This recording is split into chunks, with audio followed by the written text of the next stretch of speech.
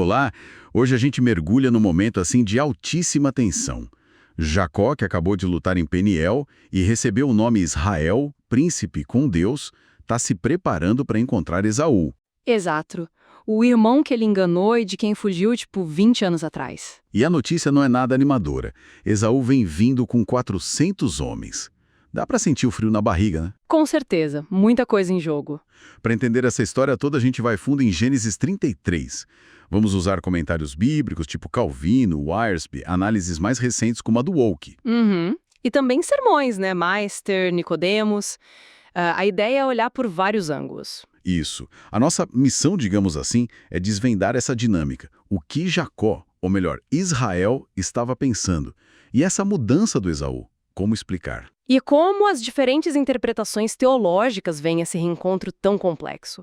Vamos tentar entender as nuances disso tudo. Então, começando pela estratégia do Jacó quando ele avista o Esaú. Ele divide a família toda, deixa a Raquel e José, que eram os preferidos, por último. Uma medida de proteção bem clara, né? Se algo desse errado... Exato. E ele mesmo vai na frente e, se curva 7 vezes no chão. É uma cena forte. Parece medo, mas também, talvez, diplomacia.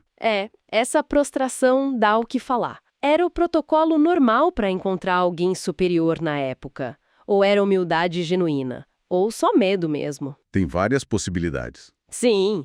E tem quem sugira, como Calvino, que foi um ato de adoração a Deus antes de encarar o irmão, sabe? Uma entrega ali. Interessante isso. Mas aí vem a crítica do Wiersbe, que é bem pontual.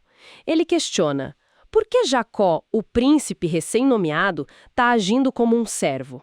Ele não estaria perdendo a chance de testemunhar pelo sinal físico do encontro com Deus? A claudicação, né? A marca de Peniel. Exatamente. Essa tensão entre a nova identidade e a velha insegurança, talvez. É um ponto.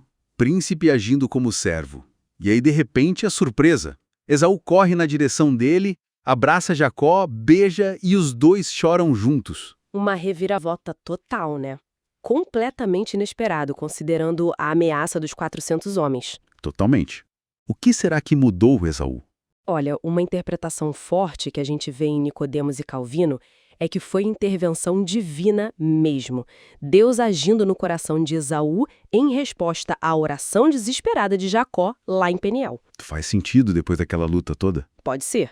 Mas outros também ponderam, né? O efeito do tempo. 20 anos é muito tempo. A generosidade dos presentes que Jacó mandou na frente. Aquela estratégia de mandar os presentes em ondas, né? Isso. E a própria humildade do Jacó se curvando. Talvez uma combinação de tudo isso, mas sempre, claro, sobre a mão de Deus, como o Waltke também sugere. Bom, passado o abraço, começa o diálogo. Jacó apresenta a família falando que são os filhos com que Deus agraciou a teu servo. Uma forma humilde de apresentar, né? Reconhecendo a bênção. E aí, Esaú pergunta sobre os presentes que Jacó tinha mandado. E de início, ele recusa. Ele diz algo como: olha, eu já tenho muito, meu irmão, fica com o que é seu. Mas o Jacó insiste. E insiste mesmo. E aqui ele usa uma frase muito, muito forte. Ver o teu rosto foi como ver a face de Deus. Isso conecta direto com Peniel, né? Onde ele viu Deus face a face e sobreviveu. Nossa, que paralelo. É como se ele dissesse: a graça que eu recebi de Deus, ao sobreviver àquele encontro, eu tô vendo agora na sua aceitação, na reconciliação contigo. E tem um detalhe na palavra hebraica para presente que Jacó usa aí, né? Quando ele insiste. Exatamente. Ele usa beraká. Que é a mesma palavra para bênção. Beraká é bênção. E aí, alguns comentaristas, como o Meister e o Waltke, levantam uma possibilidade interessante. qual? Será que Jacó estava, de forma sutil, tentando restituir a bênção paterna que ele roubou lá atrás? Oferecendo essa beraká, esse presente bênção, pro irmão. Uau, isso dá outra camada para a história. Pois é. E Esaú, no fim, aceita. A paz é selada ali, na frente de todo mundo. E tem outro contraste que eles apontam. Esaú diz: eu tenho muito. Enquanto Jacó fala: Deus me favoreceu, eu tenho tudo.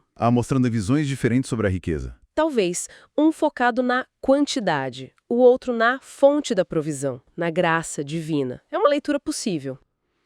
Ok, paz selada, presentes aceitos. Aí a conversa vai para os próximos passos. Esaú sugere viajarem juntos, ou então deixar uns homens dele como escolta para Jacó. Uma oferta generosa até. Mas Jacó, assim, educadamente recusa. Ele dá a desculpa que precisa ir devagar por causa das crianças e dos rebanhos, que não conseguiria acompanhar o ritmo de Esaú. E promete encontrar Esaú depois, lá em Sair, na terra dele. Só que ele não vai para Sair. Ele desvia o caminho e vai para Sucote. E aí?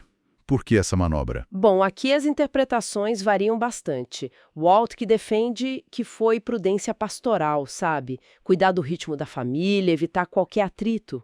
Uma cautela compreensível, talvez. Pode ser, mas Calvino e Wiersbe são mais críticos. Eles veem aí um medo persistente, uma desconfiança, talvez até um engano deliberado, uma recaída nos velhos hábitos do Jacó. O velho Jacó voltando. É uma possibilidade que eles levantam.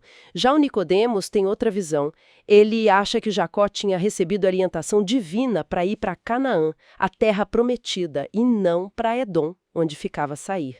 Então, a recusa e o desvio seriam obediência a Deus. 3 visões bem diferentes para a mesma atitude. Exato.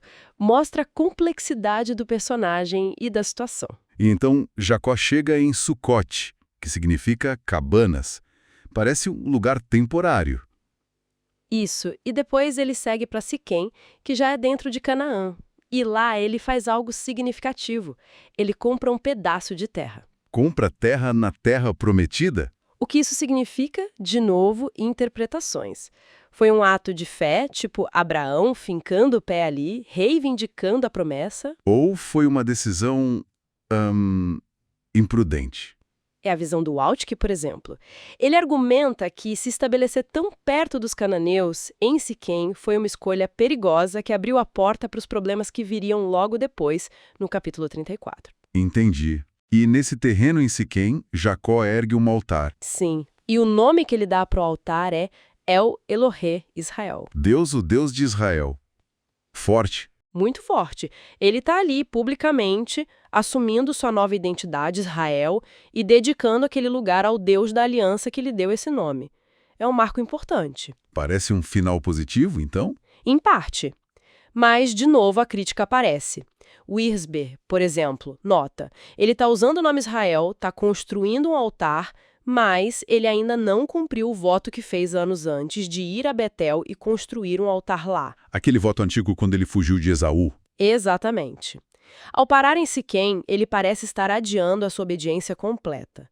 E como a gente sabe, Siquém vai se tornar um lugar de muita dor para a família dele logo em seguida. Então, para a gente amarrar tudo, vimos uma reconciliação incrível, quase milagrosa, entre Jacó e Esaú.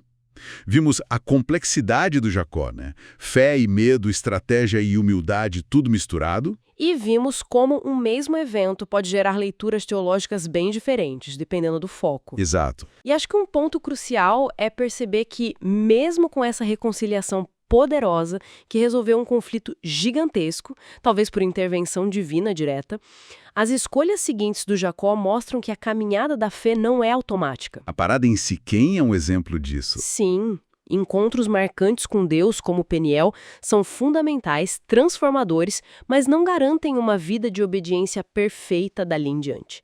A jornada continua e exige novas escolhas, nova obediência a cada passo. Isso deixa a gente pensando, né? O que essa história, com toda a sua ambiguidade, essa mistura de falha e fé, nos ensina sobre os nossos processos de reconciliação, seja com Deus, seja com outras pessoas. E sobre o desafio que é viver de forma consistente essa identidade que a gente recebe pela graça, como Jacó recebeu o nome Israel. É. A paz com Esaú foi conquistada ali, naquele momento. Mas a decisão de Jacó de, talvez, parar no meio do caminho em Siquém, acabou preparando o terreno para novas dificuldades. Fica a lição de que cada etapa da jornada importa e exige vigilância, passos concretos de obediência.